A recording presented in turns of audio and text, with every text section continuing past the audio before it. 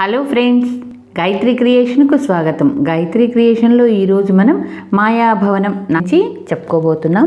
మహేంద్రుడనే యువకుడు వీరసేన మహారాజు అనుమతి పొంది విడిది భవనం నుంచి కనిపించకుండా పోయిన యువరాణి విద్యావతిని వెతకటానికి బయలుదేరాడు. అతడు మొదట సరోవరం విడిది పరిసరాలను పరీక్షించుకోవడానికి అక్కడికి వెళ్ళి పడవవాణ్ణి పలకరించి అక్కడి నుంచి అడవికేసి బయలుదేరాడు. ఆ తర్వాత మహేంద్రనాథుడు సరోవరం తీరాన్ని జాగ్రత్తగా పరిశీలిస్తూ అరణ్యం కేసి నడక సాగించాడు. సరోవరం చుట్టూ సరైన మార్గం లేదు. ఏవో తీగలు ముళ్ళ పొదలు అడ్డదిడ్డంగా అల్లుకుని ఉన్నాయి. జాగ్రత్తగా వాటిని తొలగించుకుంటూ అక్కడక్కడ ఆగి విడిది భవనాన్ని పరీక్షించి చూస్తూ అరణ్యంలోనికి మార్గం ఏదైనా కనిపిస్తుందేమోని వెతుకుతూ ముందుకు పోసాగాడు. ఆ రోజు సూర్యాస్తం అయ్యే వరకు ఎంత ప్రయత్నించినా అతనికి అరణ్యంలోనికి మార్గం కనిపించలేదు. ఆ రాత్రంతా ఒక చెట్టు కింద బండ మీద గడిపాడు. తెల్లవారగానే లేచి చుట్టుపక్కల కలయి చూశాడు.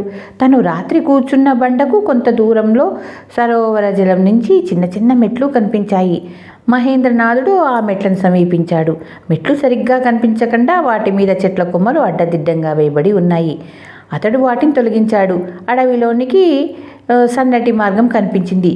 ఒత్తుగా పచ్చటి ఆకులు పరిచిన ఆ మార్గం కొత్తగా ఏర్పరిచిందని అతడు గ్రహించాడు. క్రూర మృగాలు తన మీదికి రాకుండా తగిన జాగ్రత్తతో మహేంద్రనాథుడు ముందుకు నడిచాడు. దారికి ఇరువైపులా ఎత్తైన చెట్లు ఉండడం వల్ల సూర్యోదయం అయినప్పటికీ మార్గం మసక చీకటిగానే ఉంది. అలా ఎంతోసేపు నడిచి మహేంద్రనాథుడు సూర్యాస్తం వేళకు ఒక సమతల ప్రదేశాన్ని చేరాడు. మార్గానికి ఒకవైపున చిన్న కుటీరం కనిపించింది. అరణ్య మధ్యంలో ఈ కుటీరం ఎలా వచ్చిందా అని అనుకుంటూ మహేంద్రనాథుడు దాన్ని సమీపించాడు. ఎవరి కోసం చూస్తున్నావు నాయన అన్న కంఠస్వరం వినిపించింది. మహేంద్రనాథుడు కంఠస్వరం వినిపించిన దిక్కుకేసి తిరిగి చూశాడు. పెద్ద పొదకు అవతల వైపున ఒక సన్యాసి మొక్కలకు నీళ్లు పోస్తూ కనిపించాడు. మహేంద్రనాథుడు చేతులెత్తి ఆయనకు నమస్కరించి, నేను ఒక ముఖ్యమైన కార్యం మీద బయలుదేరాను, అనుకోకుండా తమ దర్శన భాగ్యం కలిగింది అన్నాడు. ఆ జానుబాహుడైన సన్యాసి ప్రశాంతవదనం చూసి మహేంద్రనాథుడు ఒక్క క్షణం ఆశ్చర్యం చెందాడు. కరుణతో నిండిన చూపులతో ఆయన మందహాసం చేస్తూ, ఇప్పటికే సూర్యుడు అస్తమించాడు. నీ గమ్యం ఏదైనప్పటికీ ఈ రాత్రి ఇక్కడే గడిపి తెల్లవారాక బయలుదేరినాయన అని మహేంద్రనాథుడి భుజాన్ని ఆప్యాయంగా తాకి కుటీరం కేసి నడిచాడు. మహేంద్రనాథుడు ఆయనను అనుసరించాడు. ఇరువురు కుటీరంలో ప్రవేశించాక సన్యాసి ఒక చాప మీద కూర్చున్నాడు. మహేంద్రనాథుడు ఆయన పాదాల వద్ద కూర్చున్నాడు. నేను అనేక సంవత్సరాలు మనశ్శాంతి కోసం దేశాలెన్నో తిరిగాను. ఆఖరికి ఇక్కడికి చేరాను. ఈ ప్రాంతానికి వచ్చిన తర్వాత మరెక్కడికి వెళ్ళాలనిపించలేదు. నేను ఇక్కడికి వచ్చాక నన్ను చూసిన మొట్టమొదటి వాడివి నువ్వే అన్నాడు సన్యాసి. మహేంద్రనాథుడు మౌనంగా సన్యాసి పాదాలు ఒత్తసాగాడు. ఆయన, నువ్వెవరు, ఏ కార్యం మీద ఇటు వచ్చావో చెప్పనేలేదు అని అడిగాడు సన్యాసి. మహాత్మా, నా పేరు మహేంద్రనాథుడు. వీరగిరి రాజ్యానికి చెందినవాణ్ణి. చిన్నప్పుడే నా తండ్రి మరణించాడు. అప్పటి నుంచి మా తల్లి కొడుకుల క్షేమాన్ని మా పినతండ్రి పినతల్లి చూడసాగారు. కానీ దురదృష్టవశాత్తు మా పినతల్లి కాన్పు సమయంలో మరణించటం వల్ల మా పినతండ్రి జీవితం మీద విరక్తితో మమ్మల్ని వదిలి ఎటో వెళ్ళిపోయాడు. అప్పటి నుంచి నేను మా తల్లి మాత్రం ఉంటున్నాము. మా తల్లి దేవాలయానికి పూలమాలలు కట్టిస్తూ దాని ద్వారా వచ్చే ఆదాయంతో బతుకుతున్నాము అన్నాడు మహేంద్రనాథుడు. ఆ మాటలు వినగానే సన్యాసి చటుక్కున తన కాళ్ళు వెనక్కు లాక్కున్నాడు. దయనీయమైన తన వృత్తాంతాన్ని వినడంతో సన్యాసి హృదయం చెల్లించిందని భావించిన మహేంద్రనాథుడు మళ్ళీ, ఒక వారం క్రితం వీరగిరి యువరాణి విద్యావతిని ఎవరో అపహరించారు. రాజభటులు ఆమె కోసం నలుదిశలా వెతికారు. కానీ ఆమె జాడ తెలియలేదు. కాబట్టి ఆమెను వెతకటానికి నేను బయలుదేరాను. అందుకు రాజుగారి అనుమతి కూడా పొందాను. సరోవరాన్ని ఆనుకొని ఉన్న అరణ్యంలో ప్రవేశించి ఇటుగా వచ్చి మిమ్మల్ని దర్శించాను అన్నాడు. అలాగా, ఈ పరిసరాల్లో మానవులెవరూ లేరు. ఒకవైపు ధవళగిరి పర్వతాలు ఉన్నాయి. వాటిలోనికి మానవమాత్రులు ఎవరూ ప్రవేశించలేరు. పర్వతానికి అవతల హిమగిరి రాజ్యం ఉంది. ఇక్కడి నుంచి ఆ రాజ్యానికి చేరడం కూడా దుర్లభమే నాయనా అన్నాడు సన్యాసి. పడమటి దిక్కు నుంచి వెతికితే మంచి ఫలితం ఉంటుందని జ్యోతిష్యులు సెలవిచ్చారు మహాత్మా. నేను యువకుణ్ణి, ఎంతటి కష్టాన్నైనా ఎదుర్కోగలను. ధర్మప్రభు అయిన మా రాజు విచారాన్ని పోగొట్టడం నా కర్తవ్యంగా భావిస్తున్నాను. నా కర్తవ్య నిర్వహణలో నా ప్రాణాలను కూడా ఒడ్డడానికి సిద్ధంగా ఉన్నాను అన్నాడు మహేంద్రనాథుడు. ఆదర్శ పౌరుడిగా నీ కర్తవ్యాన్ని నిర్వర్తించడానికి నీవు తీసుకున్న నిర్ణయం మెచ్చుకోదగింది. సరే, నిద్రపో, ఉదయమే బయలుదేరవచ్చు అని సన్యాసి కూడా నిద్రకు ఉపక్రమించాడు. మహేంద్రనాథుడు ఉదయం నిద్రలేచేసరికి సన్యాసి ధ్యానంలో ఉన్నాడు. సన్యాసి కళ్ళు తెరవగానే మహేంద్రనాథుడు ఆయనకు సాష్టాంగ నమస్కారం చేశాడు. సన్యాసి అతన్ని ఆశీర్వదించి, అపూర్వమైన నీ ధైర్య సాహసాలే నీకు విజయం సమకూరుస్తాయి. ఇదిగో ఈ ఉంగరాన్ని ధరించు. దీన్ని నీకోసమే దివ్యశక్తులు కలదిగా అభిమంత్రించాను. ఈ ఉంగరంలోని రాయికి ప్రత్యేక శక్తులు ఉన్నాయి. అవి ఏవో మున్ముందు నీకే తెలుస్తాయి. అయితే ఈ విషయం నువ్వెవరికి చెప్పకూడదు. చెప్పావో ఆ క్షణంలో శక్తులన్నీ పోతాయి. నీ ప్రయాణంలో విజయం సాధించి తిరిగి వచ్చేటప్పుడు నీ తల్లిని చూసే ముందు నా దగ్గరికి రా. ఆ వృద్ధురాలు నీ రాక కోసం ఎంత పరితపిస్తుందో ఏమో అన్నాడు సన్యాసి. మహాత్మా, మా తల్లిని గురించి విచారించవలసిన అవసరం లేదు. ఆమె సంరక్షణ బాధ్యతలు రాజుగారు చూసుకుంటున్నారు. మీ ఆజ్ఞానుసారం నా ప్రయాణం విజయవంతమయ్యాక తిరిగి వచ్చి మిమ్మల్ని దర్శిస్తాను. ఆశీర్వదించండి మహాత్మా అని నమస్కరించాడు మహేంద్రనాథుడు. సన్యాసి అతన్ని ఆప్యాయంగా కౌగలించుకున్నాడు. అప్పుడు ఆయన కళ్ళు చెమ్మగిలడం చూసి మహేంద్రనాథుడు అమితాశ్చర్యం చెందాడు. కుటీరం నుంచి వెలుపలికి వచ్చిన మహేంద్రనాథుడు సేనానాయకుడి సలహాలను గుర్తు తెచ్చుకొని పడమటి దిక్కుకేసి బయలుదేరాడు. సరైన మార్గం లేకపోయినప్పటికీ నడవడానికి అంత కష్టంగా లేదు. కొంత దూరం వెళ్ళాక ఒక కొండ కనిపించింది. అతడు కొండ మీదికి ఎక్కుతూ అక్కడక్కడ ఆగి కిందకు చూడసాగాడు. చెట్లపై కొమ్మలు తప్ప అతడికి ఏమీ కనిపించడం లేదు. సూర్యాస్తమయం అయ్యే సమయానికి కొండ శిఖరానికి చేరాడు. ఎదురుగుండా ఎత్తైన గోడ కనిపించింది. అదొక పెద్ద భవనం, ప్రహరీ గోడ అయి ఉంటుందని అనుకుని సమీపించి చుట్టూ తిరిగి చూశాడు. ద్వార మార్గం కనిపించలేదు. చీకటి పడుతూ ఉండగా ఒక చోట మెట్లు కనిపించాయి. ఆ మెట్ల మీదుగా మహేంద్రనాథుడు తలుపు మూసిన ఇనుప ద్వార మార్గాన్ని చేరాడు. తలుపుకు బలమైన గొలుసులు బిగించి ఉంది. అతడు గొలుసులను పట్టుకుని అటు ఇటు గట్టిగా కదిలించాడు. ఆ శబ్దం విని కొంతసేపటికి చేత కాగడాతో ఎవరో వచ్చి కొద్దిగా తలుపు తెరిచి, మా యజమాని అనుకున్నాను. ఎవరు నువ్వు? ఎందుకు ఇలా వచ్చావు అని అడిగాడు ఆశ్చర్యంతో. నా పేరు మహేంద్రనాథుడు, వీరగిరి రాజ్యానికి చెందినవాణ్ణి. బ్రతుకు తెరువు కోసం హిమగిరి రాజ్యానికి వెళ్తున్నాను. ఈ పర్వత మార్గం దగ్గరి దారి అని చెప్పారు. అయినా ఇక్కడికి చేరడానికి 3 రోజులు పట్టింది. పొద్దుపోయింది. లోపలికి అనుమతించావంటే ఈ రాత్రి ఇక్కడే ఉండి నా దారిన నేను వెళ్తాను అన్నాడు మహేంద్రనాథుడు. గొలుసుకు బిగించిన తాళం తీసి వాడు తలుపు తెరుస్తూ, నేను ఈ భవన ద్వారపాలకుణ్ణి. లోపల నాకు గది ఉంది. నువ్వు ఈ రాత్రికి ఇక్కడే పడుకోవచ్చు అన్నాడు. మహేంద్రనాథుడు వాడి వెంట లోపలికి వెళ్ళాడు. ద్వారపాలకుడు అతన్ని తన గదిలోనికి తీసుకువెళ్ళి, నువ్వు ఇక్కడే కూర్చో, నీకేదైనా తినడానికి తెస్తాను. కొత్త వాళ్ళెవరిని లోపలికి వదలకూడదని మా యజమాని ఆజ్ఞ. అయినా ఇప్పుడు ఇక్కడ ఆయన ఉన్నట్టయితే నేను లోపలికి అనుమతించేవాడిని కాను అన్నాడు. నా కారణంగా నువ్వు మీ యజమాని కోపానికి గురి కావద్దు. నేను తెల్లవారక ముందే వెళ్ళిపోతాను అన్నాడు మహేంద్రనాథుడు. అలాగే, మా యజమాని చంద్రశాస్త్రుడే కానీ చాలా మంచి మనిషి. ఏ పరిస్థితిలో నిన్ను లోపలికి అనుమతించానో చెబితే నీ మీద కనికరం చూపగల దయామూర్తి. నువ్వేం దిగులు పడద్దు అని చెప్పి ద్వారపాలకుడు గది నుంచి వెలుపలికి వెళ్ళాడు. అరణ్య మధ్యంలో ఎత్తైన కొండ మీద నిర్మానుష్యంగా ఉన్న స్థలంలో ఈ భవనాన్ని ఎందుకు నిర్మించారు? ఈ భవన యజమాని ఎవరై ఉంటాడు? అతడు దయామూర్తి అని ద్వారపాలకుడు చెబుతున్నాడు. అటువంటి వాడు యువరాన్ని అపహరించి తెచ్చి దాచి ఉంటాడా అని మహేంద్రనాథుడు రకరకాలుగా ఆలోచించసాగాడు. ఇంతలో ద్వారపాలకుడు ఒక పళ్ళెంలో ఏవో ఆహార పదార్థాలు తెచ్చి మహేంద్రనాథుని ముందు ఉంచి, ఈ పూటకు ఇదే లభించింది, దీంతోనే నీ ఆకలి తీర్చుకోవాలి అన్నాడు. మీ యజమాని ఎప్పుడు వస్తాడు అని అడిగాడు మహేంద్రనాథుడు యథాలాపంగా. ఎప్పుడో వస్తాడు, ఎప్పుడు వెళ్తాడో ఎవరికీ తెలియదు. అందువల్ల ఏ క్షణమైనా రావచ్చునని మేము సర్వవేళలా ఎంతో జాగ్రత్తగా ఉంటాము అన్నాడు ద్వారపాలకుడు. ఏమో అంటున్నావు, మరి ఇక్కడ నీతో పాటు ఇంకా ఎందరున్నారు? మీ యజమాని కుటుంబం వాళ్ళు ఉన్నారా అని అడిగాడు మహేంద్రనాథుడు. మా యజమాని కుటుంబం వాళ్ళంటూ ఇక్కడ ఎవరు లేరు. ఆయన ఈ భవనంలో ఎప్పుడు ఒంటరిగానే ఉంటాడు. ఆయన తన గదిలో తాళపత్ర గ్రంథాలను పరిశీలిస్తూ రోజంతా గడుపుతాడట. ఇటీవల ఇక్కడికి ఎవరో ఒక గొప్ప స్త్రీ వచ్చింది. బహుశా ఆమె ఏదో ముఖ్యమైన విషయంలో మా యజమాన్ని సంప్రదించడానికి వచ్చి ఉంటుంది.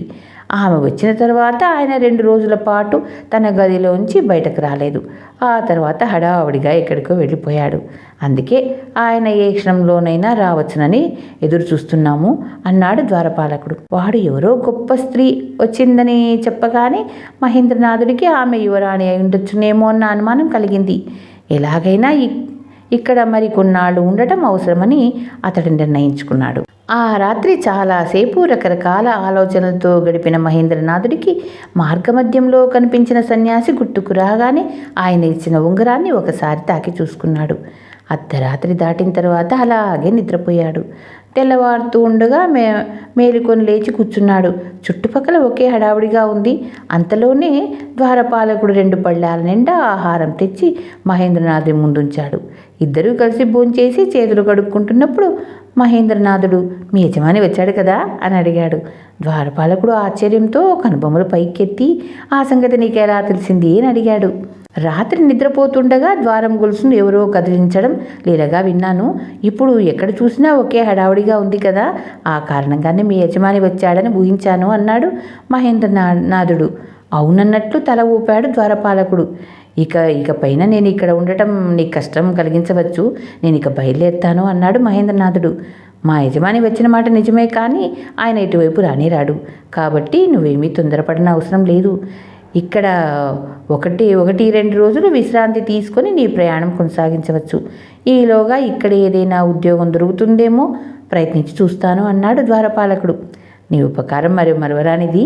నీ యజమాని కనుకరించి నాకేదైనా ఉద్యోగం ఇస్తే ఇక్కడే కొన్నాళ్ళు గడుపుతాను. లేదా నీకు ఏమాత్రం ఇబ్బంది కలిగించకుండా రేపే నా ప్రయాణం కొనసాగిస్తాను అన్నాడు మహేంద్రనాథుడు. ఆ సంగతి నాకు వదిలి నువ్వు నిశ్చింతగా విశ్రాంతి తీసుకో. తగిన సమయం చూసి మా యజమాన్ని కలుసుకొని నీ ఉద్యోగం సంగతి అడుగుతాను అని చెప్పి ద్వారపాలకుడు అక్కడి నుంచి వెళ్ళిపోయాడు. మహేంద్రనాథుడు ఆ గదిలోనే కూర్చొని ఒక కిటికీ గుండా వెలుపలికి చూడసాగాడు. అక్కడి వాతావరణాన్ని చూడగానే మెరుపులా అతనికి ఒక ఆలోచన వచ్చింది. హడావడిగా పనులు చేసుకుంటున్న సేవకులతో తను కలిసిపోయినట్లయితే భవనం వెలుపల లోపల పరిశీలించి చూసే అవకాశం లభిస్తుంది.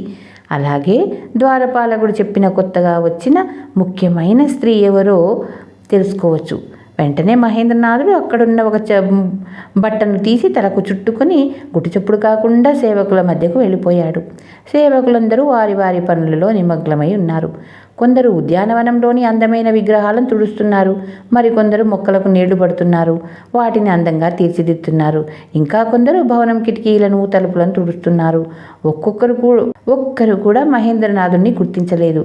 అతడు కొంతసేపు ఉద్యానవనంలో పనిచేసి మెల్లగా భవనాన్ని సమీపించాడు. కిటికీలను తలుపులను తుడుస్తూ భవనంలోనికి ప్రవేశించాడు.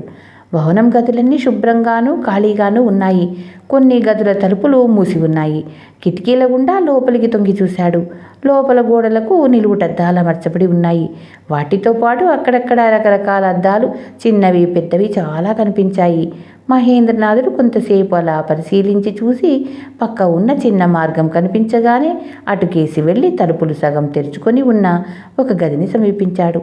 ఆ తలుపులను తెరుచుకుని లోపలికి అడుగు పెట్టాడు. విశాలమైన ఆ గది నిండా నిలువుటద్దాలు ఉన్నాయి. ఒకవైపున చక్కని దేవి విగ్రహం కనిపించింది. ఆ విగ్రహానికి సమీపంలో పట్టుకంబళి పరిచిన నేల మీద 3 వృద్ధ పండితులు కూర్చొని ఉన్నారు. ముగ్గురు ఒకే విధమైన కాషాయంబరాలు ధరించి ఉన్నారు. ఇద్దరు ఏవో ప్రాచీన తాళపత్ర గ్రంథాలను దీక్షగా పరిశీలిస్తున్నారు. మరొక వృద్ధుడు నేల మీద గీసిన పెద్ద పెద్ద గీతలను పరిశీలిస్తున్నాడు. తలుపు తెరిచిన చప్పుడు వినగానే, ఎవరు నువ్వు, ఎందుకు ఇలా వచ్చావు అని అడిగాడు ఒక పండితుడు. గదిని శుభ్రం చేయడానికి వచ్చాను స్వామి, తమకు ఇబ్బంది కలిగించినందుకు క్షమించండి, తర్వాత వచ్చి శుభ్రం చేస్తాను అంటూ మహేంద్రనాథుడు ఆయనకు వంగి నమస్కరించి అడుగు వెనక్కు వేశాడు. ఈ గది శుభ్రంగానే ఉంది, నువ్వేం శుభ్రం చేయవలసిన అవసరం లేదు, వెళ్ళు అన్నాడు వృద్ధ పండితుడు.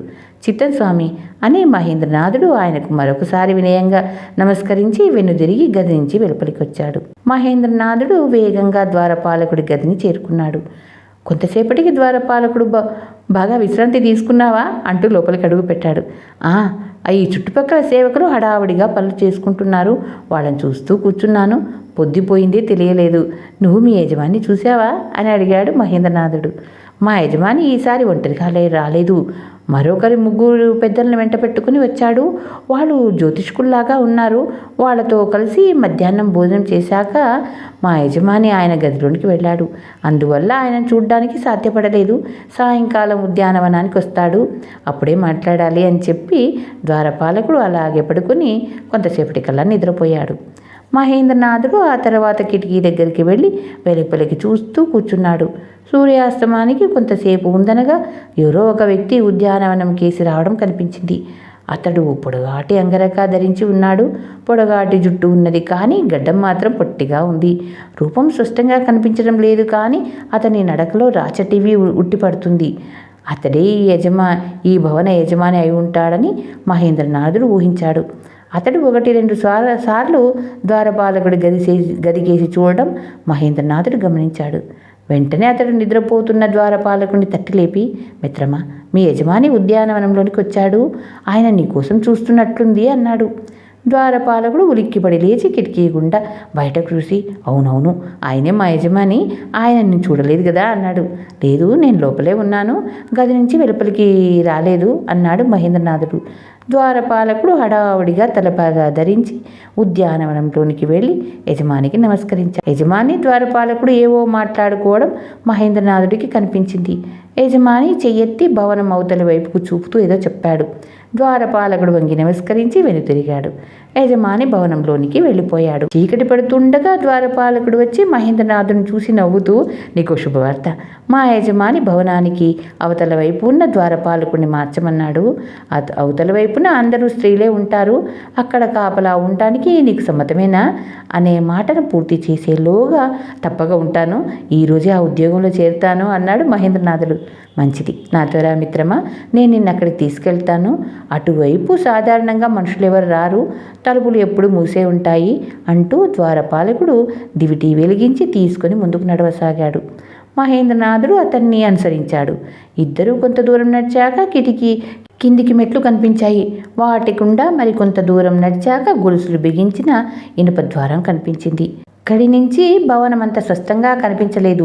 ద్వారపాలకుడు, ఇక్కడ పెద్దగా పనేమి ఉండదు, నేను నీకు కావలసిన ఆహారం తెచ్చిపెడతాను, పొద్దున నేను రాగానే నువ్వు వెళ్ళి నా గదిలో విశ్రాంతి తీసుకోవచ్చు, ఈ దివిటి ఇక్కడే ఉండని, జాగ్రత్త సుమా అని హెచ్చరించి వెళ్ళాడు.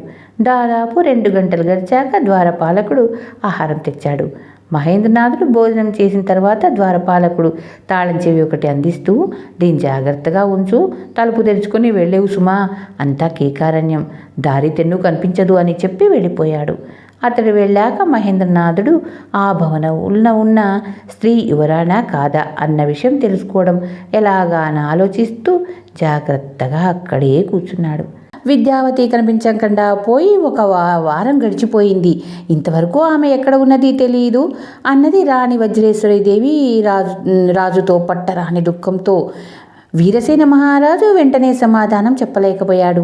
కొంతసేపు మౌనం వహించి ఆ తర్వాత ఆయన, విద్యావతిని వెతకడానికి నలుదిశలకు మన భటులను పంపాము, వాళ్ళల్లో ఇంకా కొంతమంది తిరిగి రాలేదు, మన రాజ్య పౌరులు కూడా కొందరు యువరాన్ని వెతకడానికి వెళ్ళారు, త్వరలో శుభవార్త అందగలదు, విచారించకు దేవి అన్నాడు ఆమెను నెమ్మదిగా ఓదార్చుతూ. విద్యావతిని వెతకడానికి మీ అనుమతి కోసం ఒక యువకుడు వచ్చాడని చెప్పారు కదా, అతడు ఏమయ్యాడు అని అడిగింది రాణి. అవును, మహేంద్రనాథుడు కూడా ఇంకా రాలేదు, దృఢ సంకల్పంతో వెళ్ళిన ఆ సాహస యువకుడు తప్పకుండా మన విద్యావతి జాడను కనుగొని రాగలడన్న నమ్మకం నాకుంది అన్నాడు రాజు ఎంతో విశ్వాసంతో. విద్యావతిని వేరొక దూరరాజ్యానికి అపహరించుకొని వెళ్ళారేమో అని తన అనుమానాన్ని వెలిబుచ్చింది రాణి. ఆ అనుమానంతోనే నీ సోదరుడు ఉగ్రసేనుడు పొరుగు రాజ్యాల్లోని మన వేగులకు ఈ విషయం తెలియజేశాడు, కాబట్టి నువ్వేమీ భయపడవలసిన అవసరం లేదు. పైగా విద్యావతికి గ్రహాల ప్రతికూల దశ కూడా త్వరలో అంతం కానుంది, ఆమె మనల్ని చేరే సమయం అట్టే దూరంలో లేదు, ధైర్యంగా ఉండు, ఆచార్యులను రప్పించి యువరాణి గ్రహస్థితి ఎలా ఉందో తెలుసుకుందామని చెప్పి రాజు ఒక భటుణ్ణి పిలిచి ప్రధాన ఆచార్యులను వెంట పెట్టుకొని రమ్మని ఆజ్ఞాపించాడు. ఆ రోజు సాయంకాలం రాజును చూడ్డానికి వచ్చిన ఆచార్యులు ఆయనకు నమస్కరించి, నేను తమ దర్శనానికి బయలుదేరుతూ ఉండగా భటుడు వచ్చాడు, ఇతడు నా శిష్యుల్లో ముఖ్యుడైన మంజునాథుడు, ఇతడు ఒక వార్త తెచ్చాడు, దాన్ని తెలియజేయడానికి ఇతన్ని కూడా తీసుకుని వచ్చాను అన్నాడు వెంటబెట్టుకొని వచ్చిన యువకుణ్ణి చూపుతూ. విద్యావతి గురించేనా అని అడిగింది రాణి ఆతృతగా. వెంటనే మంజునాథుడు, ఒక విధంగా యువరాణి గురించే మహారాణి. జ్యోతిష శాస్త్రంలో నాకు కలిగిన కొన్ని సందేహాలను తీర్చుకోవడానికి నేను రాజ్యంలోని ప్రముఖ జ్యోతిష పండితులను కలుసుకోవడానికి వెళ్ళాను. అప్పుడు వారు యువరాణి విద్యావతీదేవి జాతకాన్ని పరిశీలించడానికి వారిని జగతసాచార్యులను ఆహ్వానించినట్లు నాతో చెప్పారు. ఆయన నేను లోగడ 1-2 సార్లు మా గురువుగారి గృహంలో చూశాను. అందువల్ల ఆ సంగతి ఆయనకు తెలియచేయడానికి వెళ్ళాను. అయితే అక్కడ ఆయన జాడలేదు అన్నాడు. యువరాణి జాతకం గురించి సకల వివరాలు నేను జగదస్పతితో చర్చించాను. యువరాణి కనిపించకుండా పోయిన రోజు నుంచి ఆయన నా దగ్గర రాకపోవడం, ఇప్పుడు నాకు తెలియకుండా యువరాణి జాతకం గురించి అతడు ఇతర జ్యోతిష పండితులతో చర్చించడం వింతగా ఉంది. ఆ విషయం నా నుంచి దాచడం మరీ విడ్డూరంగాను అంతుబట్టని విషయంగాను ఉంది అన్నాడు ఆచార్యుల వారు విచారంగా. అయినా జగదస్పతి స్వభావం ఎటువంటిదో, అతడు నమ్మదగినవాడో కాదో మీకే తెలియాలి. ఒకవేళ అతడు మీకు తెలియకుండా ఇతర జ్యోతిష పండితులతో సంప్రదించిన తరువాత యువరాణి భవిష్యత్తు గురించి ఏదైనా శుభవార్త తీసుకొస్తాడేమో వేచి చూద్దాం అన్నాడు రాజు. ఈనాటి వరకు జగదస్పతి నిజాయితీని అనుమానించవలసిన పరిస్థితి నాకు ఏర్పడలేదు. అయితే ఇప్పుడు అతడు యువరాణి జాతకం గురించి ఇతర జ్యోతిష్య పండితులతో చర్చిస్తూ ఆ విషయాన్ని నా నుంచి దాస్తున్నాడంటే అతన్ని అనుమానించవలసి వస్తుంది. ఇప్పుడు అతడు ఎక్కడున్నాడు, ఏం చేస్తున్నాడు మొదలైన సంగతులు తెలియాలి మనకు. సరే, అతని జాడ తెలియగానే నేనే స్వయంగా మీ దగ్గరికి వస్తాను అని చెప్పి రాజు దగ్గర సెలవు తీసుకొని ఆచార్యులు శిష్యుడితో సహా అక్కడి నుంచి బయలుదేరాడు. ఆ తర్వాత రాజు ఆచార్య చెప్పిన సంగతిని సేనానాయకుడు ఉగ్రసేనుతో చెప్పాడు. అంతా విన్న ఉగ్రసేనుడు యువరాణి జాతకం పట్ల ఆయన చూపిన అమిత ఆసక్తిని గమనించినప్పుడే నాకు అతడి ప్రవర్తన పట్ల అనుమానం ఏర్పడింది. యువరాణి కనిపించకుండా పోయిన తరువాత అతడు అంతులేకపోవడంతో ఆ అనుమానం మరింత ఎక్కువైంది. అతడి నివాస స్థానం, పుట్టుపూర్వోత్తరాలు తెలుసుకోవడానికి ఎంతో ప్రయత్నించాను, కానీ ప్రయోజనం లేకపోయింది. అతడు ఒక విచిత్రమైన వ్యక్తిలాగా ఉన్నాడు. అతడి పట్ల మనం ఎంతో జాగ్రత్తగా వ్యవహరించాలి అన్నాడు. సరే, మహేంద్రనాథ్ నుంచి ఏదైనా సమాచారం అందిందా? అతని తల్లి క్షేమంగా ఉంది కదా అని అడిగాడు రాజు. ఆమెను ఏ కొరత లేకుండా చూసుకుంటున్నాము. మహేంద్రనాథుడు ఇంకా తిరిగి రాలేదు. ఎటువంటి సమాచారము లేదు అన్నాడు ఉగ్రసేనుడు. నాకెందుకో గానీ ఆ యువకుడు తప్పకుండా విద్యావతి ఎక్కడుందో తెలుసుకుని రాగలడన్న నమ్మకం కలుగుతుంది అన్నాడు రాజు. ఇతరంతా మేలుకొని ఉన్నప్పటికీ మహేంద్రనాథుడికి అంత కష్టం అనిపించలేదు. ద్వారం వద్ద కొంతసేపు కూర్చున్నాడు.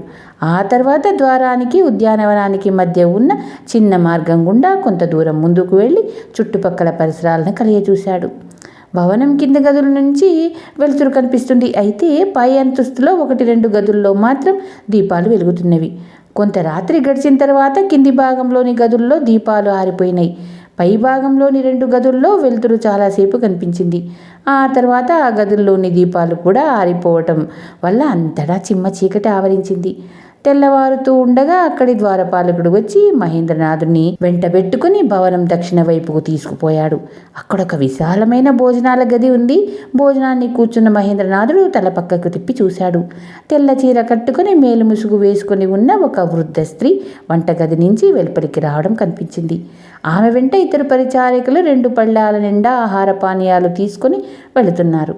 ఆ ఇద్దరు పరిచారికలు కూడా ఒకే విధమైన దుస్తులు, ఆభరణాలు ధరించి ఉండటం చూసి ఆశ్చర్యం చెందిన మహేంద్రనాథుడు భోజనం ముగించి విశ్రాంతి తీసుకోవడానికి ద్వారపాలకుడి గదికి వెళ్ళాడు.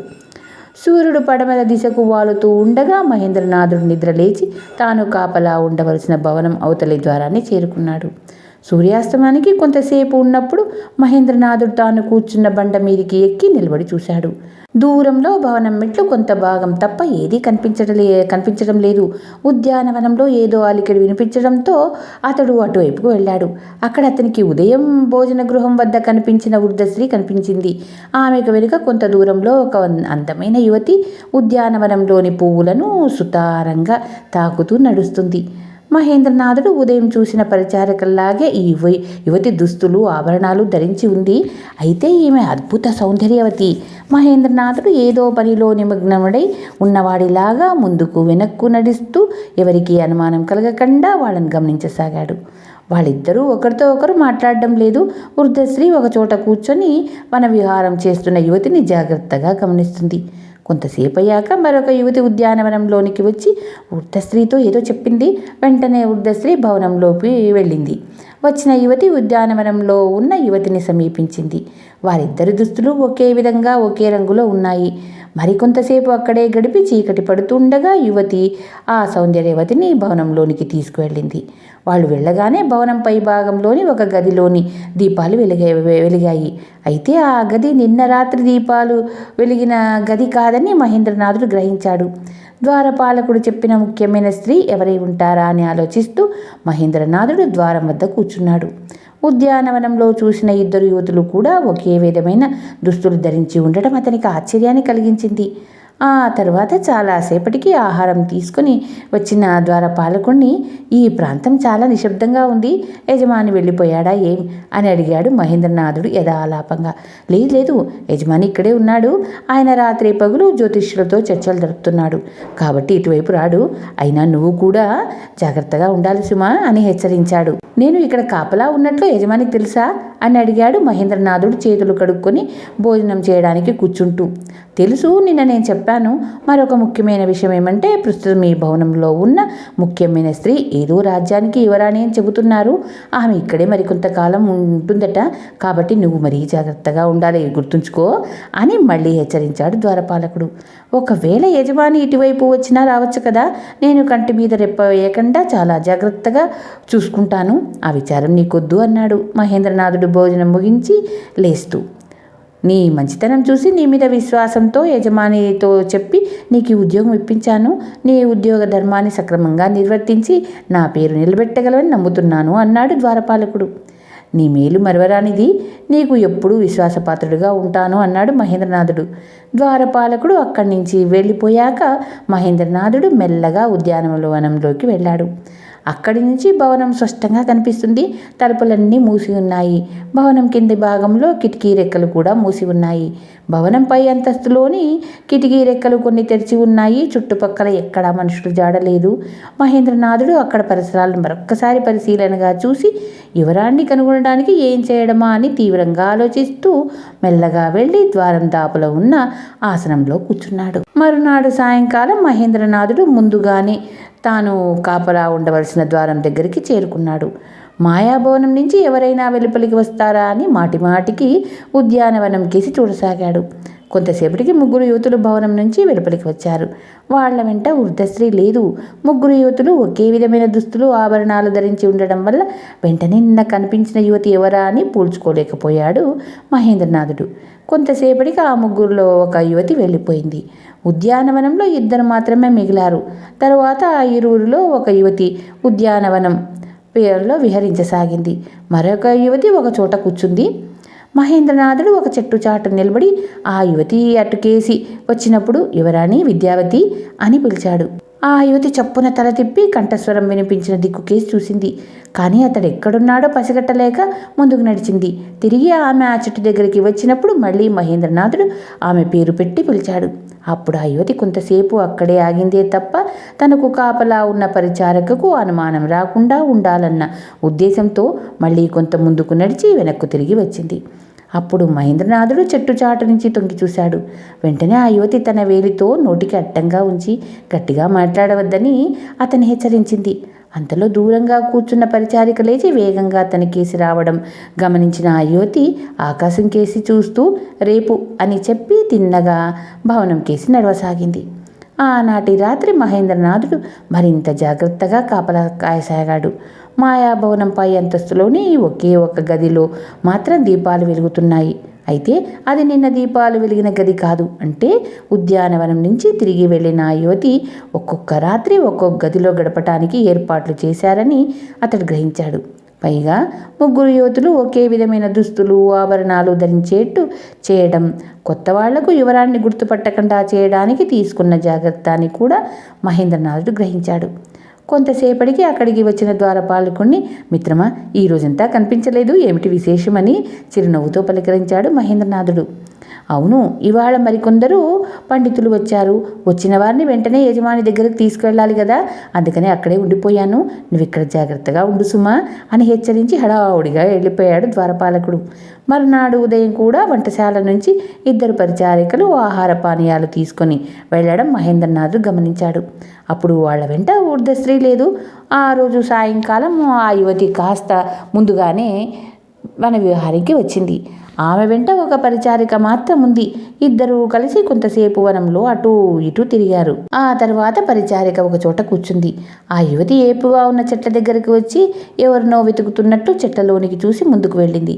ఆమె మళ్ళీ అటువైపు వచ్చినప్పుడు, యువరాణి, నేను మహేంద్రనాథుణ్ణి, వీరగిరి నుంచి వచ్చాను అన్నాడు చెట్టు చాటును దాక్కొని ఉన్న మహేంద్రనాథుడు. ఆ యువతి ఆ మాటలను విని కూడా అక్కడ ఆగలేదు. కొంత దూరం ముందుకు వెళ్ళి తిరిగి వచ్చి, అవును, నేను యువరాణి విద్యావతిని, ఇక్కడి నుంచి బయటపడాలి అన్నది మెల్లగా. యువరాణి, నిన్ను ఇక్కడికి అపహరించి తీసుకొచ్చిన వారెవరు అని అడిగాడు మహేంద్రనాథుడు. నాకు తెలియదు, ఆ సంగతి ఒక్క వృద్ధ స్త్రీకి మాత్రమే తెలుసు అన్నది యువరాణి. ఆమె ఎవరు, ఎక్కడ ఉంటుంది అని అడిగాడు మహేంద్రనాథుడు. ఆమె పేరు కమల అని చెప్పుకుంటుంది. ఆమె రూపం మాత్రం రాజప్రసాదంలోని వృద్ధ పరిచారిక కమలలాగే ఉంటుంది. అయితే ఆమె కూడా నిన్నటి నుంచి కనిపించటం లేదు అన్నది యువరాణి. నీ వెంట ఉన్న పరిచారికలు ఎవరు అని అడిగాడు మహేంద్రనాథుడు. చాలామంది ఉన్నారు, చూడ్డానికి అందరూ ఒకేలాగే ఉంటారు. వాళ్ళ పేర్లు కూడా నాకు సరిగ్గా గుర్తులేదు అన్నది యువరాణి. వాళ్ళేమీ నీతో చెప్పలేదా అని అడిగాడు మహేంద్రనాథుడు. అవసరానికి మించి ఒక్క ముక్క మాట్లాడరు. ఏదో కుట్రలాగా కనిపిస్తుంది. ఆపద ముంచు రాకముందే ఇక్కడి నుంచి తప్పించుకోవాలి అని చెప్పి యువరాణి దూరంగా ఉన్న పరిచారిక దగ్గరకు వెళ్ళింది. అంతలో అక్కడికి మరొక పరిచారిక కూడా రావటంతో ముగ్గురు కలిసి మౌనంగా మాయాభవనంలోనికి వెళ్ళారు. యువరాణ్ణి చూసిన ఉత్సాహంతో ఉప్పొంగిపోయాడు మహేంద్రనాథుడు. అదృష్టం కొద్దీ యువరాణి క్షేమంగానే ఉంది. ఆమెను ఇక్కడికి తీసుకొచ్చిన వారెవరు? తాను దూరం నుంచి చూసిన ఈ మాయాభవనం యజమాని ఆ పని చేసి ఉంటాడా? అతడే కాకపోతే మరెవరు చేస్తారు? ఎందుకు ఆ పని చేశారు? యువరాణ్ణి సురక్షితంగా రాజుగారికి అప్పగించడం ఎలాగా అని ఆలోచిస్తూ కూర్చున్నాడు మహేంద్రనాథుడు. ఏమిటి, బాగా అలసిపోయినట్టున్నావు అన్న ద్వారపాలకుడి కంఠస్వరం విని ఉలిక్కిపడి వెంటనే తేరుకొని, లేదు మిత్రమా, నీ సలహా ప్రకారం కాస్త పెందలాడే ఇక్కడికి వచ్చి కూర్చున్నాను అంతే. ఇంతకుముందు ఎవరో కొందరు స్త్రీలు ఉద్యానవనంలో తిరగటం చూశాను అన్నాడు మహేంద్రనాథుడు ఏమాత్రం ఆసక్తి లేనివాడిలాగా. స్త్రీలా? నువ్వు వాళ్ళను అంతకుముందు చూశావా అని అడిగాడు ద్వారపాలకుడు. లేదు అన్నాడు మహేంద్రనాథుడు తల అడ్డంగా ఊపుతూ. అయితే వాళ్ళని ఇక మీదట చూసే అవకాశం కూడా నీకు లేదు. ఎందుకంటే వచ్చిన పండితులందరూ తిరిగి వెళ్తున్నారు. ఒక పల్లకిని తీసుకురమ్మని యజమాని ఆజ్ఞాపించాడు. ఆయన పల్లకిలో వెళ్ళటం నేను ఎప్పుడూ చూడలేదు. బహుశా అది ప్రస్తుతం భవనంలో ఉన్న యువరాణి కోసమే అయి ఉంటుంది. ఆమె వెళ్ళిందంటే ఆమె వెంట స్త్రీలందరూ కూడా వెళ్ళిపోతారు కదా అన్నాడు ద్వారపాలకుడు నవ్వుతూ. అలాగా అన్నాడు మహేంద్రనాథుడు. అవును మిత్రమా, ఈ ఒక్క రాత్రి చాలా జాగ్రత్తగా ఉండు అని చెప్పి వెళ్ళిపోయాడు ద్వారపాలకుడు. మహేంద్రనాథుడి మనసులో మళ్ళీ అలజడి ప్రారంభమైంది. ద్వారపాలకుడు చెప్పిన విషయాన్ని యువరాణికి తెలియజేయటం ఎలాగా అని ఆలోచిస్తూ కూర్చున్నాడు. అర్ధరాత్రి దాటింది. భవనంలోని దీపాలన్నీ ఆరిపోయాయి. మహేంద్రనాథుడు చప్పుడు కాకుండా మెల్లగా భవనంలోనికి ప్రవేశించాడు. ప్రధాన ద్వారం తలుపులు మూసి ఉన్నాయి. గొళ్ళాన్ని పట్టుకొని కాస్త అటు ఇటు కదిలించి చూశాడు. లోపల గడియ పెట్టినట్టుంది. ఇంకో తలుపు ఉందేమో అనుకుని పక్కలకు వెళ్ళి చూసి కనిపించకపోయేసరికి మళ్ళీ వెనక్కు వచ్చి తలుపును ఎడం చేత్తో ముందుకు తోశాడు. అంతే, తలుపు అమాంతంగా తెరుచుకుంది. ఎదుట సన్నని మార్గం కనిపించింది. 2 వైపులా తలుపులు మూసిన గదులు, ఎక్కడ మనుషులు అలికిడి లేదు. మహేంద్రనాథుడు ఆ మార్గం గుండా వెళ్ళి చివర ఉన్న మెట్ల మీదుగా పై అంతస్తుకు చేరుకున్నాడు. అక్కడ కూడా సన్నటి మార్గం, 2 వైపులా తలుపులు మూసిన గదులు కనిపించాయి. అయితే అతడు ఎడం చేత్తో తాగగానే తలుపులు వాటంతటావే లోపలికి తెరుచుకోసాగాయి. అలా అతడు ఒక గదిలో ప్రవేశించాడు. ఎవరో ఎదుట నిలబడినట్లు అనిపించి ఒక్క క్షణం ఉలిక్కిపడ్డాడు. అయితే అది ఎదురుగుండా ఉన్న నిలువుటద్దంలో పడిన తన ప్రతిబింబమే అని వెంటనే గ్రహించాడు. ఆ గది నిండా నిలువుటద్దాలు అమర్చబడి ఉన్నాయి. మసక చీకట్లో ఎటువైపు తిరిగినా తన నీడే కనిపించింది. అక్కడి నుంచి పక్క గదిలోనికి వెళ్ళాడు. ఆ గది కూడా ఖాళీగా ఉంది. అక్కడి నుంచి 3వ గదికి వెళ్ళాడు. అక్కడ కొందరు స్త్రీలు మంచాలపైన పడుకొని నిద్రపోతున్నారు.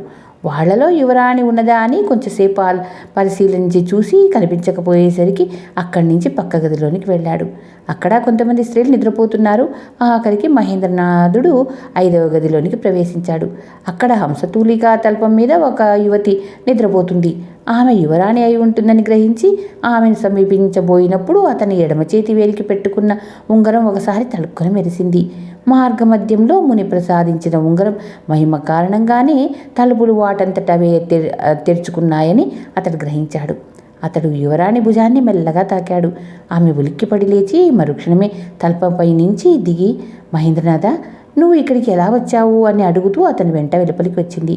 ఆ సంగతి తర్వాత చెప్తాను. రేపు నీ ప్రయాణానికి పల్లకి సిద్ధంగా ఉంది. ఈ భవనం యజమాని ఏర్పాటు చేసున్నాడు అన్నాడు మహేంద్రనాథుడు. ఎక్కడికి తీసుకెళ్తారు అని అడిగింది యువరాణి. ఆ విషయం నాకు తెలియదు యువరాణి. వాళ్ళు తీసుకువెళ్లే చోటికి వెళ్ళడానికి నీకు సమ్మతమా కాదా అన్న విషయం నాకు తెలియాలి అన్నాడు. నేను వాళ్లతో వెళ్ళను. నా తల్లిదండ్రులు చూడాలి. నువ్వు సహాయం చేయగలవా అని అడిగింది యువరాణి. నేను మన రాజ్యానికి తీసుకుపోయి రాజుగారికి అప్పగించడానికి నేను వచ్చాను యువరాణి. అందుకు రాజుగారి అనుమతి కూడా పొందాను. మీ కుడి భుజం మీద పుట్టుమచ్చ ఉన్నట్టు రాజుగారు ఆనవాలుగా చెప్పమన్నారు. మీరు నన్ను నమ్మాలి అన్నాడు మహేంద్రనాథుడు. యువరాణి సరే అన్నట్లు తల పంకించి, మరి ఆలస్యం ఎందుకు, ఇప్పుడే వెళ్ళిపోదామన్నది. అవును, అదే ఉత్తమం. నా దగ్గర ద్వారం తలుపు తాళం చెవి ఉంది. అయినా ఈ అపరాత్రి వేళ బయలుదేరడానికి నీకు భయం లేదు కదా అని అడిగాడు మహేంద్రనాథుడు. లేదు, ఇక్కడ ఉండి తెల్లవారగానే ఏం జరుగుతుందో అని భయపడడం కన్నా ఇక్కడి నుంచి వెళ్ళిపోవడమే మేలు. నువ్వు తోడుగా ఉన్నావు కదా, మరి ఇంకేం భయం లేదు. కాలయాపన చేయకుండా వెళ్ళిపోదామన్నది యువరాణి. అలాగే యువరాణి, భవనం నుంచి బయటపడే వరకు నువ్వు నా వెంట కొద్ది దూరంలో నిశ్శబ్దంగా నడిచి రావాలి అని హెచ్చరించి మహేంద్రనాథుడు భవనం వెలుపలికి నడిచాడు. ఇద్దరు వెలుపలి ద్వారాన్ని సమీపించారు. అంతా నిశ్శబ్దంగా ఉంది.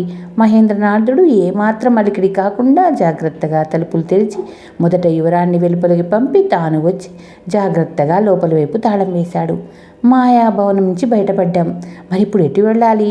వీరగిరి వెళ్లే మార్గం నీకు తెలుసా అని అడిగింది యువరాణి. వృద్ధ స్త్రీ తెల్లవారుజామున లేచి తన యజమాని మాట ప్రకారం యువరాణి విద్యావతిని ప్రయాణానికి సిద్ధం చేయడానికి ఆమె గదిలోనికి వెళ్ళింది. కానీ అక్కడ యువరాణి కనిపించలేదు. పక్క గదిలోనికి వెళ్ళి చూసింది. ఆ గది తలుపులు కూడా తెరిచి ఉన్నవే, కానీ అక్కడ కూడా యువరాణి లేదు. అమిత ఆశ్చర్యంతో వృద్ధశ్రీ గదులన్నిటినీ వెతికింది. కిటికీల వద్ద వచ్చి చూసింది. ఎక్కడా యువరాణి జాడలేదు. పరిచారిక మాలిని గదిలోనికి వెళ్ళింది. ఆ గది తలుపులు కూడా తెరిచే ఉన్నాయి. వృద్ధశ్రీ కిందికి దిగి ఉద్యానవన ద్వారం దగ్గరికి వెళ్ళింది. ద్వారం తలుపులు తెరిచి ఉన్నాయి. అలాగే వెలుపలి ద్వారం దగ్గరికి వెళ్ళి చూసింది. ఆ తలుపులు మాత్రం మూసి ఉన్నాయి. పెద్ద తాళం వేలాడుతుంది. ద్వారపాలకుడు లేడు. ఆమె వెనుదిరిగి భవనంలోనికి గబగబా నడిచింది. కొంతసేపట్లో పల్లకి వస్తుంది. అందులో యువరాణ్ణి జాగ్రత్తగా తీసుకుని తను పల్లకి వెంట తోడుగా రమ్మని యజమానిని ఆజ్ఞాపించాడు.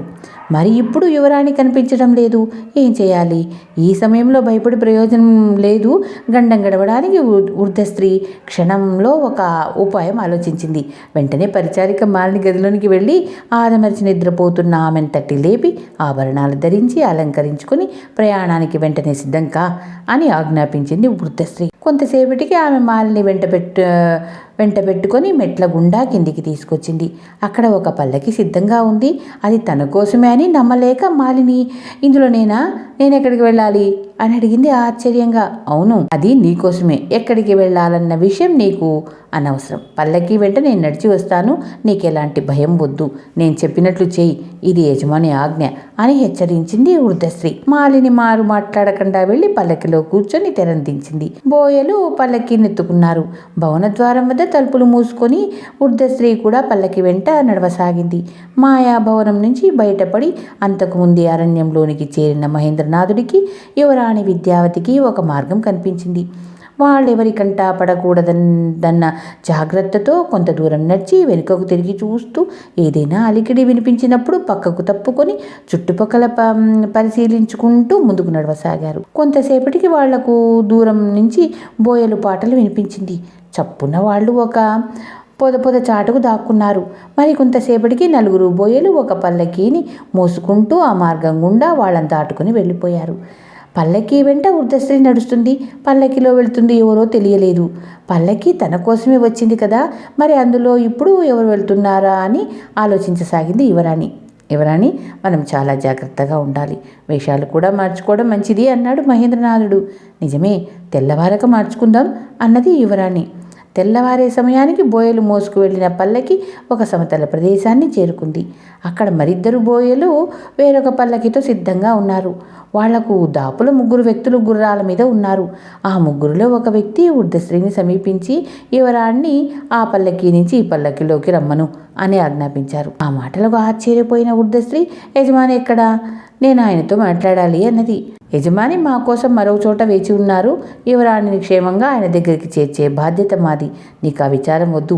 నువ్వు ఈ పల్లకిలోనే మాయాభవనం చేరవచ్చు అని ఆజ్ఞాపించాడు ఆ వ్యక్తి. అతడి కంఠస్వరం తన యజమాని కంఠస్వరం లాగే ఉండడంతో ఒక్క క్షణం ఉలిక్కిపడిన వృద్ధశ్రీ అతని ముఖాన్ని ఒకసారి తేరిపారి చూసింది. అతని గడ్డం లేదు, ముఖంలో రాచటివి ఉట్టి పడుతుంది. చూడ్డానికి ఎవరో రాకుమారుడిలాగా ఉన్నాడు. ఇక చేసేది లేక ఆమె అతని ఆజ్ఞానుసారం మాలిని ఆమె ఉన్న పల్లకిలో నుంచి దించి కొత్త పల్లకిలోనికి పంపుతూ, వీళ్ళు నిన్ను సురక్షితంగా యజమాని దగ్గరకు చేర్చగలరు, భయపడద్దు అని చెప్పి పల్లకి తెర మూసింది. మరో క్షణమే గుర్రాలపై ఉన్న 3 వ్యక్తులు వెంట పల్లకి కదిలింది. వృద్ధశ్రీ అంతకుముందు మాలిని వచ్చిన పల్లకీలో మాయాభవనానికి వెనుతిరిగింది. సూర్యోదయం కాగానే మార్గం స్పష్టంగా కనిపించడంతో మహేంద్రనాథుడు యువరాణి అమితోత్సాహంతో వేగంగా కొండ దిగనారంభించారు. అలా వాళ్ళు నడిచి మిట్ట మధ్యాహ్న సమయానికి కొండ పాదతలం చేరి కొంతసేపు విశ్రాంతి తీసుకొని మళ్ళీ ప్రయాణం కొనసాగించారు. పడమటి దిశలో పొద్దువాలుతూ ఉండగా వాళ్ళు ఒక సమతల ప్రదేశం చేరుకున్నారు. దూరంగా ఒక కుటీరం కనిపించింది. అది తనను దీవించి పంపిన ముని కుటీరమే అని గ్రహించిన మహేంద్రనాథుడు పరమానందం చెందాడు. తన వేలికి ఉంగరాన్ని కృతజ్ఞతగా ఓసారి చూసుకున్నాడు. ముని తనకు మహిమగల ఉంగరాన్ని ఇచ్చి ఆశీర్వదించి పంపిన విషయాన్ని యువరానికి తెలియజేశాడు. ఆయనకిచ్చిన మాట ప్రకారం తిరుగు ప్రయాణంలో ఆయన దర్శించుకొని వెళ్ళవచ్చు అనుకుంటూ అతడు ఆ కుటీరం కేసి నడచసాగాడు. అంతలో కుటీరం నుంచి వెలుపలికి వచ్చిన ముని చిరునవ్వుతో, రానాయన, నువ్వు ఈ కార్యం సాధించగలవని నాకు తెలుసు. వీరగిరి యువరాణి విద్యావతికి స్వాగతం అన్నాడు. మా రాక కోసమే తమరు ఎదురు చూస్తున్నట్లున్నారు. మేము రావడం మీకు ఎలా తెలిసింది అని అడిగాడు మహేంద్రనాథుడు. ముని తన వేలికి పెట్టుకున్న ఉంగరాన్ని చూసి, ఈ ఉంగరానికి ఆ రోజు నేను నీకు ఇచ్చిన ఉంగరానికి కొన్ని మహిమలున్నాయి. ఈ ఉంగరాన్ని నేను ధరించగానే అది నీకు తెలియకుండానే నీ ఉంగరం ద్వారా నిన్ను నాశవంశానికి నడిపించింది అన్నాడు. అలాగా అంటూ మునికి నమస్కరించాడు మహేంద్రనాథుడు. మీరిద్దరూ ఇక్కడికి రావడం నాకెంతో ఆనందంగా ఉంది. ఈ రాత్రి ఈ కుటీరంలోనే గడిపి తెల్లవారగానే బయలుదేరండి అన్నాడు ముని.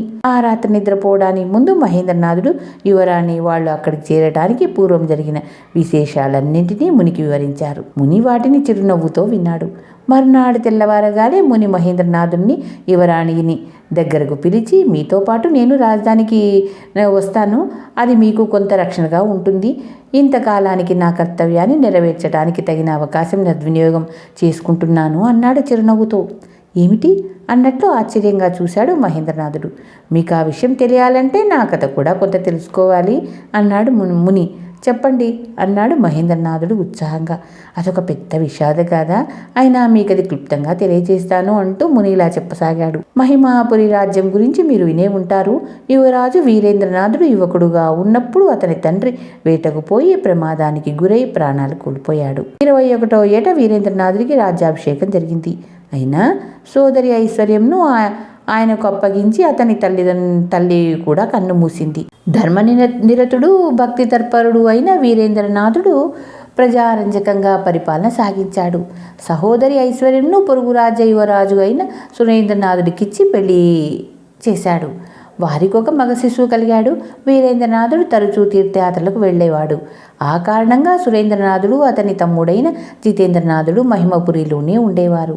ఒకసారి వీరేంద్రనాథుడు తీర్థయాత్రకు వెళ్ళటం తెలిసి పాటలీపుర రాజు మహిమాపురి మీదికి దండెత్తి వచ్చాడు. యుద్ధంలో సురేంద్రనాథుడు మరణించారు. సురేంద్రనాథుడి భార్య ఐశ్వర్యను బిడ్డను తమ్ముడు జితేంద్రనాథుడిని శత్రువుల రాజ్యం నుంచి తరిమికొట్టారు. తీర్థయాత్ర నుంచి తిరిగి వచ్చిన వీరేంద్రనాథుడిని పట్టి బంధించారు. తన తోబుట్టు దూరం కావడంతో రాజు తీరని విచారంతో గృహంలోనే మరణించాడు. జితేంద్రనాథుడు అన్న కుమారుణ్ణి ఐశ్వర్యను తీసుకుని ఎక్కడెక్కడో తిరిగి ఆఖరికి వీరగిరి రాజ్యానికి చేరుకున్నాడు. అక్కడ కొంతకాలం ఒడిదుడుకులతో గడిచింది. జితేంద్రనాథుడు ఒక యువతిని పెళ్లాడాడు. అయితే హఠాత్తుగా ఆమె కూడా మరణించడంతో జీవితం మీద విరక్తి పుట్టి జితేంద్రనాథుడు ఇల్లు వదిలి దేశాటనకు బయలుదేరి ఆఖరికి ఒక అరణ్యంలో కుటీరం నిర్మించుకొని కాలం గడుపుతున్నాడు.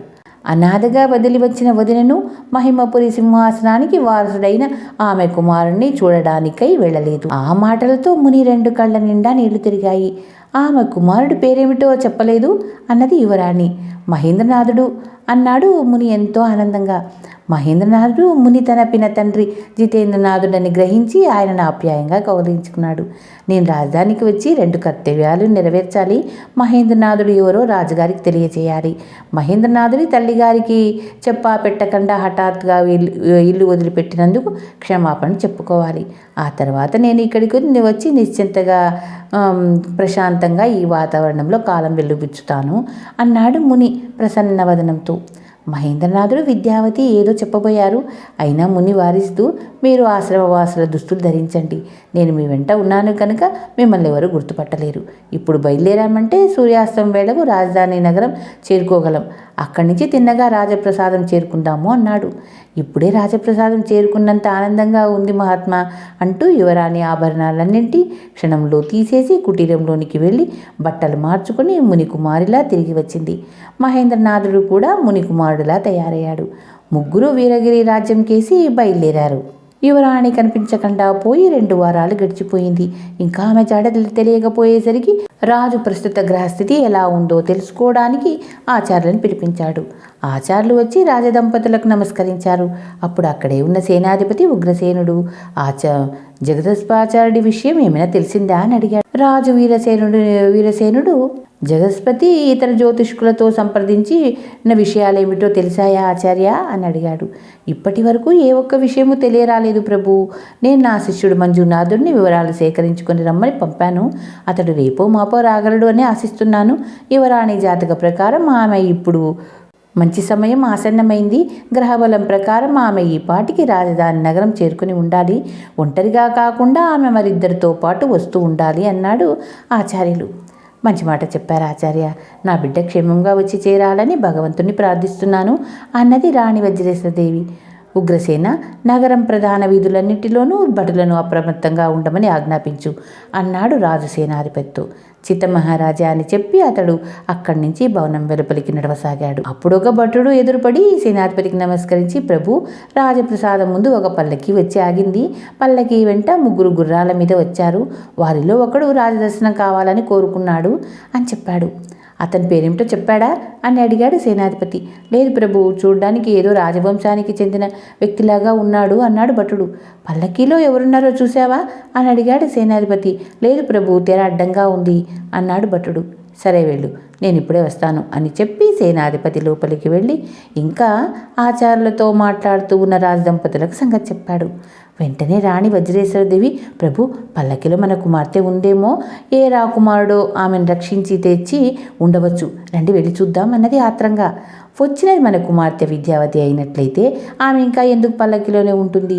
రాజభవనం ఆమె కొత్త కాదు కదా, ఈసరికి లోపలికి వచ్చి ఉంటుంది కదా అంటూ రాజు ఆసనం నుంచి లేచాడు. 3 సేనాధిపతి వెంట భవనం వెలుపలికి నడవసాగారు. వాళ్ళు భవన సింహద్వారం చేరేసరికి పల్లకి దించబడి ఉంది. గుర్రం మీద వచ్చిన 3లో ఒక వ్యక్తి గుర్రం దిగి లోపలికి వస్తూ రాజుకు నమస్కరించాడు. రాజు నువ్వు అని అన్నంతలో అతడు అడ్డుపడి, హిమగిరి రాజ్యాన్ని పాలించిన త్రిలోకపతి మనవణ్ణి అన్నాడు. హిమగిరి రాజు ఉమాపతి కదా అన్నాడు రాజు అనుమానంగా. నిజమే రాజా, అతడు త్రిలోకపతిని పదవీ చిత్తుణ్ణి చేసి ఆయన సింహాసనాన్ని ఆక్రమించుకున్నాడు. నేను త్రిలోకపతి తమ్ముడైన కైలాసపతి మనవణ్ణి. ఉమాపతి హిమగిరి సింహాసనాన్ని ఆక్రమించిన తర్వాత మా తాత కైలాసపతి తండ్రి గణపతి నేను రాజ్యాన్ని వదిలిపెట్టవలసిన నిర్బంధం ఏర్పడింది.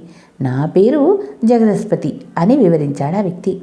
జగదస్పతి అన్న పేరు వినగానే రాజు వాచస్పతాచారులు విస్మయంతో ఒక్క క్షణం ఒకరి ముఖాలు ఒకరు చూసుకున్నారు. ఉగ్రసేనుడు కుడి చెయ్యి నడుము మీదికి వేలాడుతున్న వర మీదికి చేరి కత్తిపిడి ఒడిసి పట్టుకుంది. నేను మీకు ఒక శుభవార్త తెచ్చాను ప్రభు, మీ కుమార్తె విద్యావతిని రక్షించి మీకు తెచ్చాను. ఆమె పల్లకిలో ఉంది అన్నాడు అతను పల్లకి కేసి చూపుతూ.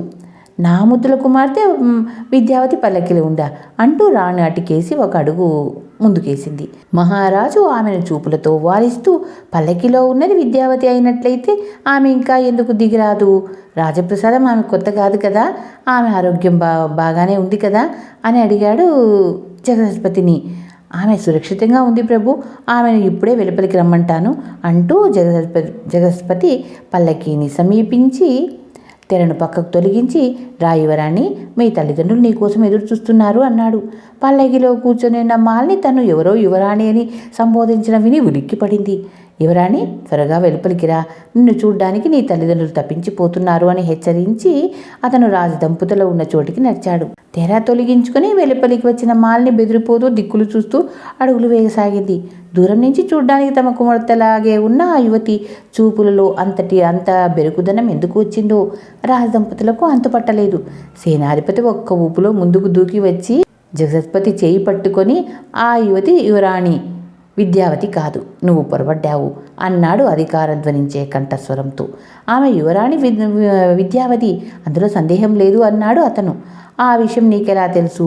యువరాణి ఇంతకు ముందెప్పుడైనా చూశావా అని అడిగాడు సేనాధిపతి. ఆ ప్రశ్నకు సూటిగా సమాధానం చెప్పకుండా, నేను ఆమెను దుండగుల నుంచి రక్షించి నా భవనానికి తీసుకుపోయి ఆమె మీద గ్రహాల దుష్ట ప్రభావం తొలగిపోయేంత వరకు ఆమెకు ఎలాంటి కొరత లేకుండా కాపాడి ఇక్కడికి తీసుకొచ్చాను అన్నాడు అతను. యువరాణి మీద గ్రహాల దుష్ట ప్రభావం పడిందని నీకెలా తెలిసింది అంటూ ఆచార్యులు ముందుకు వచ్చి జగదస్పతిని ఓ చేయి పట్టుకున్నాడు. ఆ విషయం నాకు జ్యోతిష పండితులు చెప్పారు అన్నాడు అతను. నువ్వు ఇన్ని రోజులు కనిపించకుండా పోవటానికి కారణమిదా? విశ్వాసఘాతక, యువరాణి గ్రహస్థితి తెలుసుకొని నువ్వే ఆమెను అపహరించుకొని పోయి ఎక్కడో దాచావు. ఆమెను తెచ్చి రాజుకు అప్పగించడానికి మంచి ముహూర్తం కోసం జ్యోతిష పండితులతో చర్చలు జరిపావన్నమాట. నీ వాక్చాతుర్యానికి సిగ్గుపడుతున్నాను అంటూ వాచస్పతాచార్యులు అతన్ని చేయి వదిలిపెట్టాడు. వెంటనే అతను తన కంఠహారంలోని తాయెత్తును చేత్తో లాగి గట్టిగా పట్టుకున్నాడు. ఆ క్షణమే ఒక మెరుపు మెరిసి మరుక్షణంలో ఆ ప్రదేశాన్నంతటినీ దట్టమైన పొగ ఆవరించింది. అదే అదనుగా జగదస్పతి సేనాధిపతి నుంచి రెండవ చేయిని కూడా విడిపించుకొని భవనం వెలుపలికి పరిగెత్తాడు. వాడు సింహద్వారాన్ని సమీపించి గుర్రం మీదికి లంఘించబోతున్న సమయంలో అటుగా వచ్చిన మహేంద్రనాథుడు ఎవడో చేతిలో హారాన్ని పట్టుకొని పరిగెత్తుతున్నాడని భావించి వాడికి అడ్డు తగిలాడు. వాడి చెయ్యి పట్టులాగి కింద పడదూసి మరో చేత్తో వాడి తలను పెట్టుకున్న కిరీటం పట్టి తలపాగా లాగాడు. కింద పడేట్టు కొట్టాడు. దాంతో అతని చేతిలోని హారం తాయెత్తుతో సహా మహేంద్రనాథుడి చేతిలోనికి వచ్చింది. దాన్ని వడిసి పట్టుకొని మహేంద్రనాథుడు, నీ మాయలిక సాగవు అన్నాడు. అంతలో రాజదంపతులు సహా అక్కడికి వచ్చిన ఆచార్యులు ఆ దుర్మార్గుని పట్టి బంధించండి అని ఆజ్ఞాపించాడు. వెంటనే భటులు జగదస్పతిని పట్టుకొని పెడరెక్కలు విడిచి బంధించారు. అప్పుడు సేనాధిపతి మహేంద్రనాథుని గుర్తించి, నువ్వు వచ్చావా? ఈ దుర్మార్గుడిని పట్టుకోవడానికి సహాయపడింది నువ్వా? శభాష్, యువరాణి ఎక్కడుందో కనుగొన్నావా అని అడిగాడు. ఇక్కడే ఉన్నాను మామయ్య అన్నది యువరాణి విద్యావతి. ఆ మధుర కంఠస్వరం వినిపించిన వైపుకు తిరిగిన సేనాధిపతి మునికుమారిలా ఉన్న విద్యావతిని చూసి నవ్వుతూ, ప్రభు, విద్యావతి తిరిగి వచ్చింది అన్నాడు. వచ్చావా తల్లి, క్షేమంగా ఉన్నావు కదూ అంటూ రాణి ఆనంద బాష్పరాలతో యువరాణ్ణి కౌగలించుకుంది. విద్యావతి, ఏమిటి విషయం అంటూ రాజు ఆమె తలను ఆప్యాయంగా నిమరాడు. ఇంతలో మాలిని వచ్చి యువరాణికి నమస్కరించి, పల్లకీలో వచ్చింది నువ్వన్నమాట అన్నది యువరాణి నవ్వుతూ. తర్వాత మహేంద్రనాథుడు రాజును సమీపించి నమస్కరించి, నేను తలపట్టిన కార్యంలో విజయం సాధించాను మహాప్రభు. యువరాణ్ణి వెతికి తెచ్చి మీకు అప్పగించినందుకు నాకెంతో ఆనందంగా ఉంది. ఈ కార్యం సులభం కావటానికి అదృష్టవశాత్తు మార్గమధ్యంలో మా పినతండ్రి ఆశీస్సులు కూడా లభించాయి అంటూ పక్కనే మందహాసంతో నిలబడి ఉన్న మునిని చూపించాడు. రాజు ఆశ్చర్యంగా మునికేసి చూశాడు. వీరు మా బినతండ్రి మహిమపురికి చెందిన జితేంద్రనాథుడు, సన్యాసం స్వీకరించాడు అన్నాడు మహేంద్రనాథుడు. దేవి ఆలయ దర్శనానికి వచ్చినప్పుడు రాజు వీరేంద్రనాథుడిని చూశాను. ఆయన శత్రువులకు పట్టుబడి మరణించాడని విన్నాను. మీరు అన్నాడు రాజు. మా అన్న సురేంద్రనాథుడు యుద్ధంలో మరణించాడు. అప్పుడు శిశువుగా ఉన్న మహేంద్రనాథుడు, అతని తల్లి, నేను మహిమపురి రాజ్యాన్ని వదిలిపెట్టాం. కొన్నాళ్లకు నేను సన్యాసం స్వీకరించాను. యువరాణ్ణి వెతకటానికి వచ్చిన మహేంద్రనాథుడు అదృష్టం కొద్దీ నాకు తటస్థపడ్డాడు. అతడే మహిమపురి రాజ్యవారసుడని మీకు తెలియజేసి అతని తల్లికి క్షమాపణలు చెప్పుకొని వెడదామని నేను వచ్చాను అన్నాడు ముని. మంచిది, ఆమె మా సంరక్షణలోనే సుఖంగా ఉంది. ఇప్పుడే పిలుస్తాను అన్నాడు సేనాధిపతి. మీరు అనుమతించినట్లయితే నేనే స్వయంగా వెళ్ళి మా తల్లికి శుభవార్త అందజేస్తాను అన్నాడు మహేంద్రనాథుడు. రాజు సేనాధిపతితో, ఉగ్రసేన, మహేంద్రనాథుడికి కావలసిన రక్షణ ఏర్పాట్లు చేయించు. ఈ క్షణం నుంచి అతడు, అతని తల్లి మన అతిథులు అన్నాడు. ప్రభు ఒక్క మాట అంటూ రాణి వజ్రేశ్వరదేవి రాజును సమీపించి, సాహసవీరుడైన మహేంద్రనాథుడు చూడచక్కగా ఉన్నాడు. మన కుమార్తెకు తగిన వరుడని భావిస్తున్నాను అన్నది. ఆ మాటలకు అక్కడి వారందరూ ఆనందం చెందారు. మహేంద్రనాథుడు చిన్నగా నవ్వుతూ యువరాణికే చూశాడు. ఆమె సిగ్గుతో తల వంచుకుంది. మంచి కాలం వచ్చింది కదా, అంతా మంచి జరుగుతుంది రాణి అని రాజు మునికేసి తిరిగి, మహేంద్రనాథుడు అతని తల్లి ఇక్కడికి వచ్చే వరకు మీరు ఇక్కడే ఉండొచ్చు అని ఆచారాల వైపు తిరిగి, ఇప్పుడు యువరాణి గ్రహస్థితి ఎలా ఉందో ఆమె జాతకాన్ని పరిశీలించి తెలియజేయండి. రండి, అందరం లోపలికి వెళ్ళి కూర్చుందామన్నాడు రాజు. రాజుగోగవైపు రాణి, యువరాణి, ఆమె వెంట పరిచారిక మాలిని, మరోవైపు ఆచార్యులు ముని నడిచారు. సేనాధిపతి ఉగ్రసేనుడు మహేంద్రనాథుడి భుజం తట్టి అభినందిస్తూ, నీతో పాటు నేను వస్తాను. నీ వంటి సాహసవీరుని కన్న తల్లి ధన్యురాలు. ఎన్ని కష్టాలు వచ్చినప్పటికీ తన రాజవంశం గురించి నీకు తెలియజేయని సాధ్వి నేను స్వయంగా వచ్చి సకల మర్యాదలతో రాజప్రసాదానికి ఆహ్వానిస్తాను అంటూ భవనం వెలుపలికి వచ్చాడు. అక్కడ సిద్ధంగా ఉన్న 2 గుర్రాలను అధిరోహించి ఇద్దరు అమిత ఉత్సాహంతో మహేంద్రనాథుడి తల్లి నివాస స్థలానికి బయలుదేరాడు. ధన్యవాదాలు. మాయాభవనం కథ ముగిసింది. చివరగా మీకో మాట, నా ఛానల్లోని కథలు మరియు వంటలు మీకు నచ్చినట్లయితే ఓ లైక్ చేయండి. మీ బంధువులకు, స్నేహితులకు, తెలిసిన వాళ్లకు షేర్ చేయండి. మరిన్ని మంచి మంచి కథల కోసం, మరిన్ని టేస్టీ వంటల కోసం గాయత్రి క్రియేషన్ సబ్స్క్రైబ్ చేసుకోండి. ధన్యవాదాలు.